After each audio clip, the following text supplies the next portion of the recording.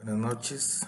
Un video rápido nuevamente para hablar sobre algo nuevo que salió respecto al sistema jurídico costarricense. Realmente estamos viviendo en momentos muy interesantes y en donde el derecho pues ha de ser un tema que va a estar bastante en boca de todos por el momento.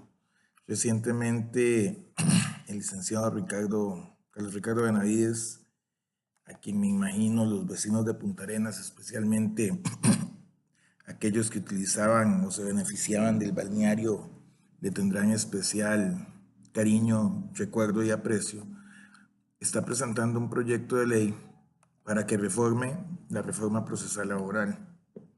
Los argumentos que el licenciado Benavides utiliza básicamente se pueden resumir en uno.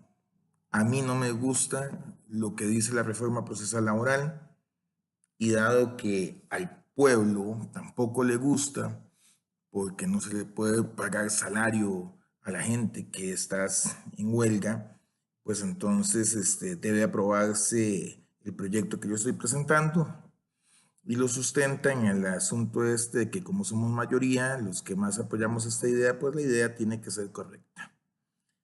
Si fuera así, pues todavía seguiríamos creyendo muchas cosas que creía la mayoría, pero el tiempo nos ha dicho que no. Ahora bien, ¿qué es lo que pasa con el proyecto de ley del licenciado Benavides? El proyecto de ley del licenciado Benavides se estrella, porque no tiene otra palabra, o sea, se estrella contra el principio de progresividad y no regresividad en materia laboral.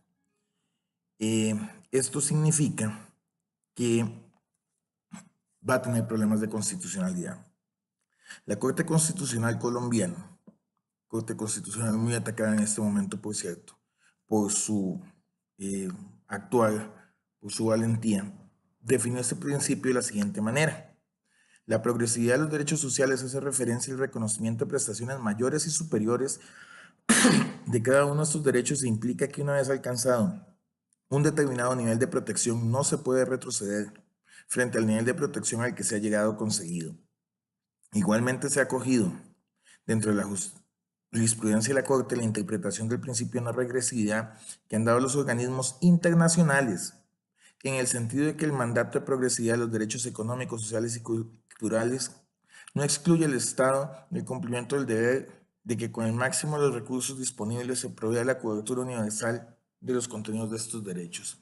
Corte Constitucional, sentencia C-228 del 2011.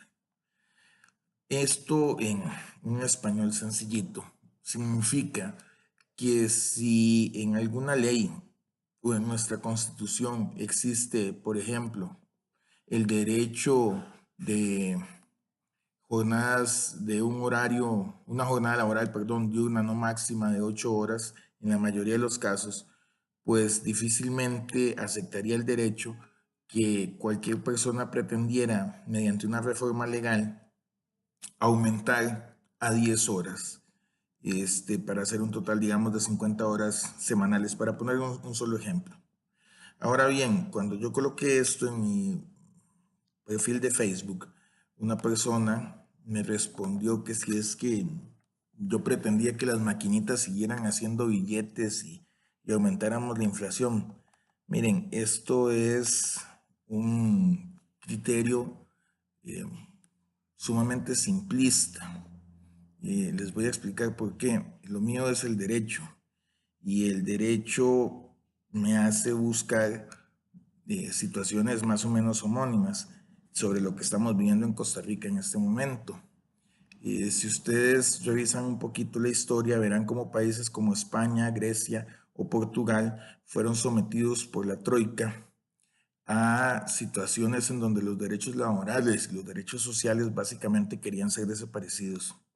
La reflexión sobre el ejemplo portugués en lo que respecta al periodo de crisis económica y social y a las medidas de autoridad adoptadas para combatirla y a la afectación de los derechos fundamentales, en particular de los derechos sociales por dichas medidas, si ustedes lo observan, verán el papel que tuvo en este lugar el Tribunal Constitucional y cómo siempre el Tribunal Constitucional portugués aplicó el principio de no regresividad de los derechos sociales. No tanto como yo hubiese querido, por ejemplo, porque el Tribunal Constitucional portugués pues utilizó algo que se conoce en el derecho como el principio de autocontención.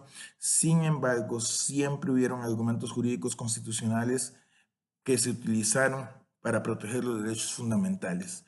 Y por supuesto que todos sabemos que en Portugal no se utiliza una maquinita para estar sacando fotocopias de billetes, como lo dejaron constatado en mi muro a esta persona. Eso no es de recibo. Los derechos, compañeros, y esto puede ser desde una posición ideológica, pero derecho que no se pelea y que se deja ir nunca más va a volver. Por algo se creó este principio. Para los que quieran conocer un poco sobre el asunto de España, digo, Portugal, perdón, los invito a que lean un artículo que se llama Autoridad y Derecho Constitucional, el ejemplo portugués de Mariana Canotillo. Ese artículo lo pueden encontrar disponible online. Se llama Austeridad y Derecho Constitucional del ejemplo portugués. Ahora bien, ¿qué ha dicho el Tribunal Constitucional colombiano sobre este derecho, sobre este principio de no regresividad? Yo les había mencionado la vez pasada que no es un principio duro, o sea, es prima facie. ¿Por qué? Porque obviamente se sobreentiende que pueden haber problemas que den, a pesar de que se haya alcanzado un determinado nivel de protección, tenga que ser revisado. Dice el Tribunal Constitucional que el mandato de progresividad implica que una vez alcanzado un determinado nivel de protección, la amplia libertad de configuración del legislador en materia de sus derechos se ve restringida, al menos en el aspecto de retroceso frente al nivel de protección alcanzado. Pero como los estados pueden enfrentar dificultades que pueden hacer imposible el mantenimiento de un grado de protección que había sido alcanzado, es obvio que la prohibición de los retrocesos no puede ser absoluta, sino que debe ser entendida como una prohibición prima facie. Esto significa que un retroceso debe presumirse en principio inconstitucional, pero puede ser justificable.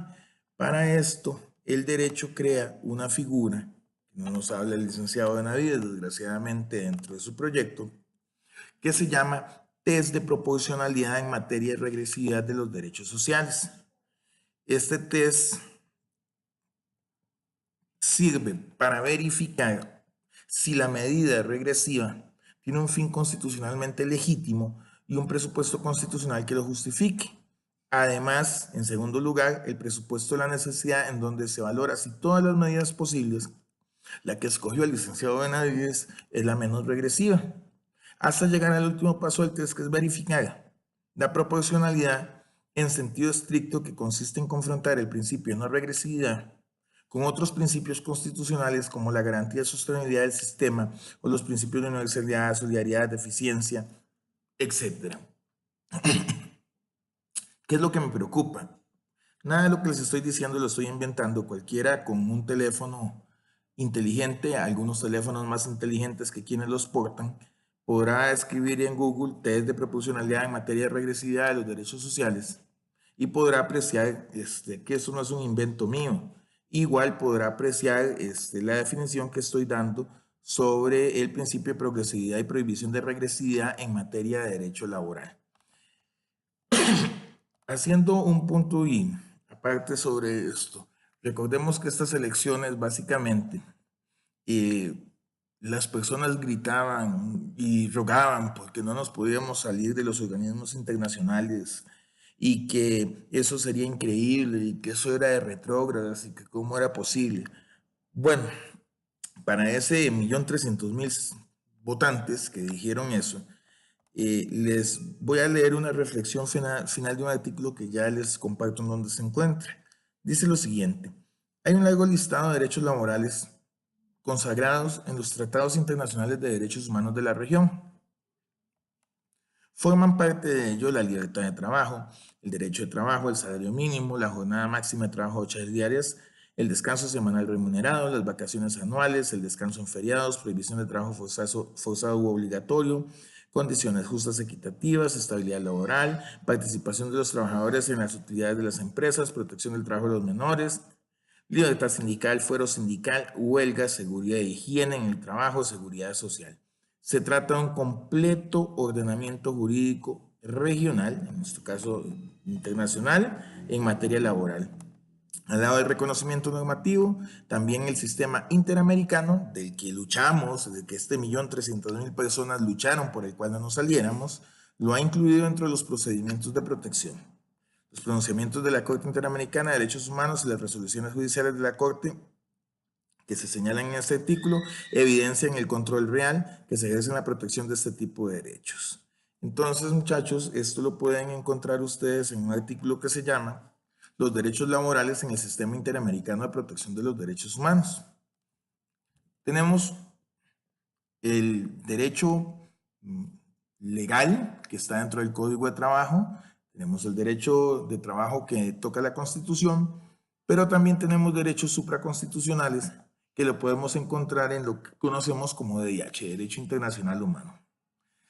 Estos tres derechos hacen un bloque que son el que nutre a lo que estoy explicándoles como principio de no regresión en los derechos, en el derecho laboral. Sin embargo, cuando usted lee el texto redactado, se supone por lo menos redactado por el licenciado Benavides, y al tratar de pasarlo por el test que es obligatorio, el test de proporcionalidad en materia de regresividad de los derechos, usted va a ver que este proyecto en su gran mayoría no pasa. Ahora bien, puedes atender el punto desde dos ópticas, desde el derecho, que es la cual estoy tratando de utilizar yo, o puedes hacerlo desde el ámbito populista. Es que a la gente no le gusta, es que la gente no quiere, etcétera, etcétera. Bueno, eso no es derecho. Definitivamente yo no puedo hacer un video sobre lo que le gusta a la gente o no le gusta, sino que lo trato de hacer sobre derecho. El test de proporcionalidad en materia de regresividad de los derechos sociales debe ser aplicado al proyecto presentado por el licenciado Benavides. Y prima facie, por lo menos me parece a mí, que no lo pasa. He visto colegas escribir que como Albino Vargas odia este proyecto, pues entonces hay que irlo a aprobar de una sola vez. Y he visto otras personas que creían muy sensatas escribir en contra de la Corte y en contra de la Sala Constitucional. Vean, la Sala Constitucional será el último baluarte que podrá entrar a conocer sobre este asunto. Pensemos que aplicando el test de proporcionalidad en materia de regresividad de los derechos laborales, la sala declare que todo el proyecto del licenciado Benavides es totalmente inconstitucional. Bueno, sucederá lo mismo que sucedió en Portugal con las medidas de austeridad de la Troika, y será la presión mediática y la presión financiera y la presión de muchas otras personas hacia el Tribunal Constitucional. Yo les recomiendo en serio que lean el artículo de austeridad y derecho constitucional del ejemplo portugués para que entiendan, los que deseen hacerlo, cuál es el papel de un tribunal constitucional y qué significa el principio de no regresividad de los derechos.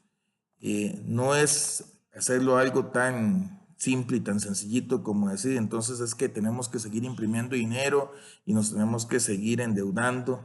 O sea, porque realmente esa es una respuesta que no es de recibo. Espero que les haya quedado claro lo que se refiere